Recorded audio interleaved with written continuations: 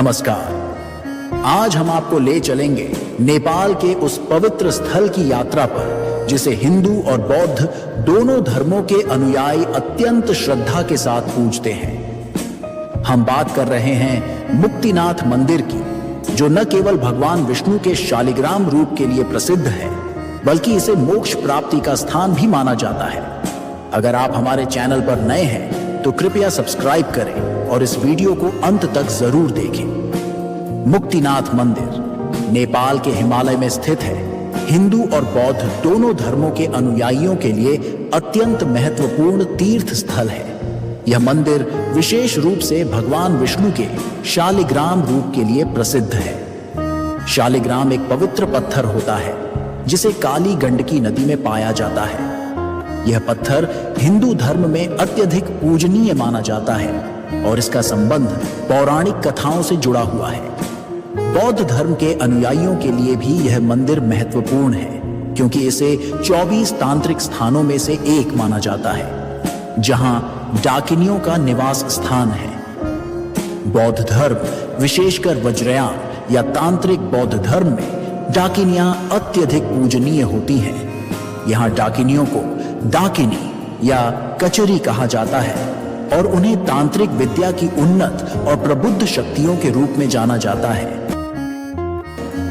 शालिग्राम का पौराणिक महत्व। शालिग्राम का संबंध हिंदू धर्म की पवित्रता और धार्मिकता से जुड़ा हुआ है। शालिग्राम पत्थरों का मूल नेपाल की काली गंडकी नदी है, जो हिमालय से निकलती है। मान्यता है कि ये पत्थर स्वयं भगवान विष्णु का स्वरूप है और इनकी पूजा करने से विष्णु की कृपा प्राप्त होती है। शालिग्राम से जुड़ी एक प्रसिद्ध कथा तुलसी विवाह से संबंधित है। एक बार असुर राजा जलंधर की पत्नी वृंदा नामक एक पवित्र स्त्री की तपस्या के कारण जलंधर को कोई भी देवता मार नहीं सकता था। तब भगवान विष्णु ने जलंधर का रूप धारण कर वृंदा का तप भंग किया, जिससे जलंधर की मृत्यु हो गई। वृंदा को जब इस छल का पता चला तो उसने भगवान विष्णु को शाप दिया कि वह पत्थर बन जाएंगे। भगवान विष्णु ने यह शाप स्वीकार कर लिया और शालिग्राम के रूप में प्रकट हुए। वृंदा की आत्मा तुलसी के पौधे में परिवर्तित हो गई और तब से शालिग्राम और तुलसी का विवाह भगवान विष्णु के शालिग्राम स्वरूप और तुलसी के बीच मनाया जाता है। यह विवाह हर वर्ष तुलसी विवाह के रूप में श्रद्धालुओं द्वारा मनाया जाता है। शालिग्राम के पत्थरों का वर्णन कई हिंदू धर्म ग्रंथों में मिलता है, जैसे कि स्कंद पुराण और विष्णु पुराण में शालिग्राम की महत्ता और पूजन विधि का विस्तार से वर्णन है। इसमें बताया गया है कि शालिग्राम का पूजन करने से विष्णु के समस्त रूपों की पूजा का फल मिलता है। शालिग्राम पत्थर का विभिन्न स्वरूप और आकृति उनके विभिन्न रूपों का प्रतीक है, जैसे कि शंख, चक्र, गदा और पद्म। शास्त्रों में वर्णित है कि यदि शालिग्राम पर चक्र के निशान है तो वह भगवान विष्णु के सुदर्शन स्वरूप का प्रतीक है। कहा जाता है कि जो व्यक्ति शालिग्राम की विधि विधान से पूजा करता है उसे मोक्ष की प्राप्ति होती है। इसे घर में रखने से समृद्धि, शांति और भगवान विष्णु का आशीर्वाद प्राप्त होता है। वैज्ञानिक दृष्टिकोण से देखा जाए तो शालिग्राम वास्तव में अमोनाइट जीवाश्म होते हैं, जो कि करोड़ों साल पुराने समुद्री जीवों के अवशेष हैं। स्कंद पुराण और विष्णु पुराण में शालिग्राम की पूजा का महत्व वर्णित है। महाभारत और रामायण जैसे महाकाव्यों में भी शालिग्राम का उल्लेख मिलता है।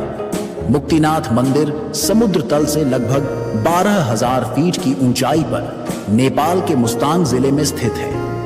यहां आने वाले भक्त यह मानते हैं कि मुक्तिनाथ की यात्रा से उन्हें मोक्ष की प्राप्ति होती है। इसे श्री मुक्ति क्षेत्र के नाम से भी जाना जाता है। मुक्तिनाथ को भारत के 4 धाम बद्रीनाथ, द्वारका, पुरी, रामेश्वरम के समान पवित्र मानते हैं और इसे नेपाल का बद्रीनाथ भी कहा जाता है। बौद्ध धर्म के अनुयायी मुक्तिनाथ को अवलोकितेश्वर बोधिसत्व का निवास मानते हैं, जो करुणा और दया के प्रतीक है।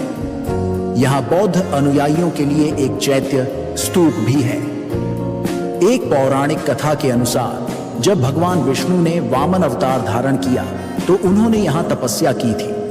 इस कारण इसे विष्णु के विशेष निवास स्थानों में से एक माना जाता है। बौद्ध धर्म की मान्यताओं के अनुसार गुरु पद्म संभव ने इस स्थल पर ध्यान किया और इसे एक महत्वपूर्ण ध्यान स्थल के रूप में स्थापित किया। मुक्तिनाथ मंदिर की संरचना और विशेषताएं। मंदिर परिसर में 108 पवित्र जलधाराएं हैं जिन्हें मुक्ति धारा कहा जाता है। भक्त इन धाराओं में स्नान करते हैं। मंदिर के पास बहने वाली काली गंडकी नदी अत्यंत पवित्र मानी जाती है। यह नदी शालिग्राम शिलाओं के लिए प्रसिद्ध है जिन्हें भगवान विष्णु का प्रतीक माना जाता है। मुक्तिनाथ की यात्रा का सबसे अच्छा समय मार्च से जून और सितंबर से नवंबर के बीच होता है, जब मौसम अनुकूल रहता है। शीतकाल में यहां भारी बर्फबारी होती है जिससे यात्रा कठिन हो जाती है। मुक्तिनाथ की यात्रा कठिन मानी जाती है क्योंकि इसमें हिमालय के ऊंचाई वाले क्षेत्रों से होकर जाना पड़ता है। नेपाल में भारतीयों के लिए वीजा की जरूरत नहीं होती, लेकिन पहचान पत्र अनिवार्य है। भारतीय मुद्रा का भी उपयोग कर सकते हैं, लेकिन 100 रुपए से अधिक के नोटों पर कुछ प्रतिबंध हैं। यह प्राकृतिक सौंदर्य से भरपूर एक आकर्षक यात्रा होगी। मुक्तिनाथ की यात्रा न केवल एक धार्मिक यात्रा है, बल्कि यह एक आध्यात्मिक अनुभव भी है जो भगवान विष्णु के शालिग्राम रूप के दर्शन कराता है और मोक्ष की प्राप्ति का मार्ग प्रदान करता है। मुक्तिनाथ की यात्रा हेलीकॉप्टर के जरिए पोखरा मुक्तिनाथ या जोमसोम मार्ग से एक दिन में की जा सकती है।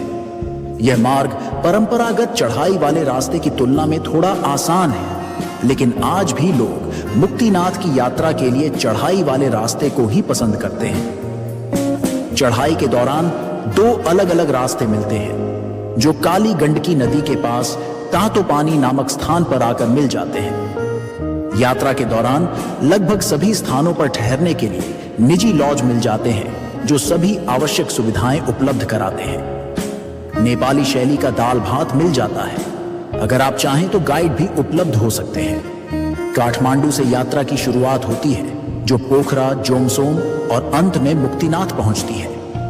यह यात्रा आमतौर पर 5 से 6 दिनों में पूरी होती है, जिसमें यात्री विभिन्न चरणों में चढ़ाई करते हैं। काठमांडू से 200 किलोमीटर पश्चिम में स्थित पोखरा से बस के जरिए यात्रा शुरू होती है। इस दौरान आप पोखरा शहर का आनंद ले सकते हैं।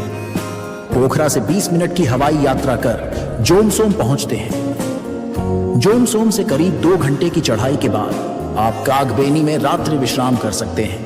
इस दौरान तिब्बती शैली में बसे छोटे छोटे गांव और खूबसूरत वातावरण का आनंद ले सकते हैं। तीसरा दिन मुक्तिनाथ के लिए लगभग 6 घंटे की चढ़ाई शुरू होती है।